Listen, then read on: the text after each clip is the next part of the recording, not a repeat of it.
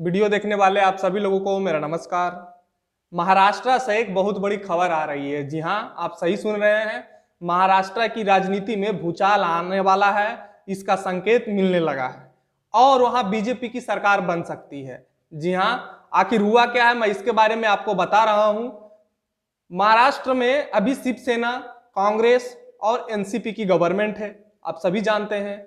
और ये क्या है, बेमेल गठबंधन है, बेमेल गठबंधन है। ये मैं बता रहा हूं कि शिवसेना के, जी हाँ, जो मुख्यमंत्री हैं उद्धव ठाकरे, उनके जो कहिए तो हनुमान संजय राउत और कहिए तो बड़बोले संजय राउत और भाजपा के पूर्व सीएम, महाराष्ट्र के पूर्व सीएम और बिहार चुनाव के भाजपा प्रभारी, जी हाँ आप सही सुन रहे हैं, बिहार चुनाव के भाजपा प्रभारी देवेंद्र फडणवीस की होटल ग्रैंड हयात में महाराष्ट्र में मुलाकात हुई है। जी हाँ, और ये मुलाकात 2 घंटों तक चली है।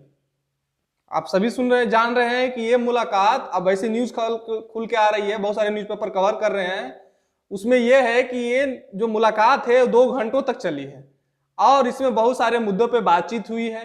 हालांकि बातचीत का मुद्दा खुल के बाहर नहीं आया क्योंकि ये एक्चुअली सीक्रेट मीटिंग था, लेकिन मीडिया वाले हैं, मीडिया वाले पता लगा ही लेते हैं। तो होटल ग्रैंड हयात में ये मुलाकात हुई है और 2 घंटे तक चली है और ये संकेत मिलता है कि कहीं ना कहीं बीजेपी के और शिवसेना के बीच कुछ ना कुछ खिचड़ी पक रही है।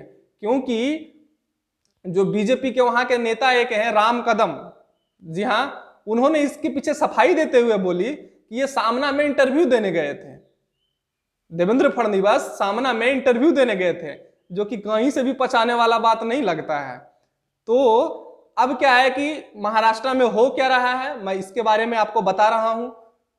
ये सारी मुलाकात का सिर्फ एक ही मायना है, जो कि हो सकता है कि कहीं ना कहीं अंदर खाने बीजेपी और शिवसेना की गवर्नमेंट बनने की वो कवायद शुरू हो चुकी है और हो सकता है कि शिवसेना के ही बीजेपी की कोई नेता फिर वहां से मुख्यमंत्री बने, जिसमें ज्यादा चांसेस देवेंद्र फडणवीस की हैं। और ये सारी चीजें खुल के आ रही थी तो मैंने सोचा कि आपको बता दिया जाए, क्योंकि महाराष्ट्र में बेमेल गठबंधन है। शिवसेना ने कांग्रेस और एनसीपी के साथ गवर्नमेंट बना के अपने आप आत्मघाती गोल किया है, जी हां, सेल्फ गोल किया है।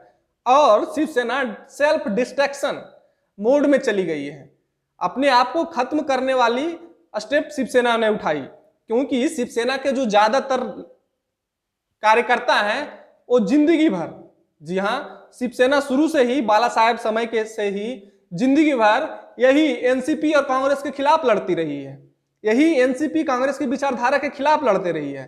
लेकिन अब जब चुनाव हुए, चुनाव में बीजेपी को पूर्ण बहुमत नहीं मिल पाया। ऑब्वियसली बीजेपी को पूर्ण बहुमत कैसे मिलता, जब सीटें बंट के लड़े थे दोनों, शिवसेना और बीजेपी दोनों सीटें बांट लिए थे, गठबंधन हुआ था। बाद में बोले कि मुख्यमंत्री हम बनेंगे और फिर एक बेमेल गठबंधन बन गया। और कांग्रेस की भी उसमें मजबूरी थी, कांग्रेस की मजबूरी ये थी कि कांग्रेस को बिना गठबंधन के कोई उपाय नहीं था और कहीं भी अगर सरकार बन रही है तो उसमें सपोर्ट करना, एट एनी कॉस्ट भाजपा को बाहर रखना। हालांकि जो विचारधारा है शिवसेना की, रहा कम से कम एटलीस्ट अभी से पहले तक जो विचारधारा थी शिवसेना की, वो विचारधारा बीजेपी से भी ज्यादा खतरनाक था। जी हाँ, आप सही सुन रहे हैं, मैं उसके बारे में आपको बताने की कोई जरूरत नहीं है, आप सभी जानते हैं। तो ये बेमेल गठबंधन था। जो शिवसेना के जमीनी स्तर के कार्यकर्ता थे, वो कार्यकर्ता कहीं ना कहीं खफा चल रहे थे अपने नेताओं से। मैं सबकी बात नहीं बोलता हूं, क्योंकि वो जिंदगी गुजार दी है यही शिवसेना, यही एनसीपी और कांग्रेस के खिलाफ लड़ने में। और शरद पवार मंझे हुए खिलाड़ी हैं, आप सभी जानते हैं। शरद पवार इसलिए गठबंधन किए कि कहीं ना कहीं यहाँ के राजनीति से शिवसेना को हटा दिया जाए और जो मराठा की राजनीति है महाराष्ट्र में, वो सिर्फ हम लड़े। और अभी कंगना रनौत वाली जो चीज हुई और भी सारे मुद्दे हुए, तो कहीं ना कहीं शिवसेना को उससे हानि पहुंची है।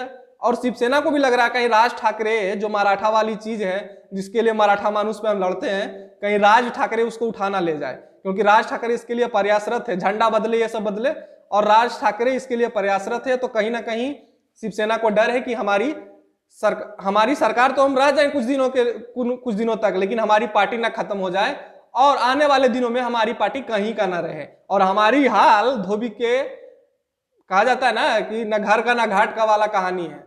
तो अभी तक आप जो भी मेरे वीडियो देख रहे हैं उनको बहुत बहुत धन्यवाद। मेरे चैनल को सब्सक्राइब कर लीजिए, शेयर कर लीजिए। धन्यवाद। जय Hind. Have a great day.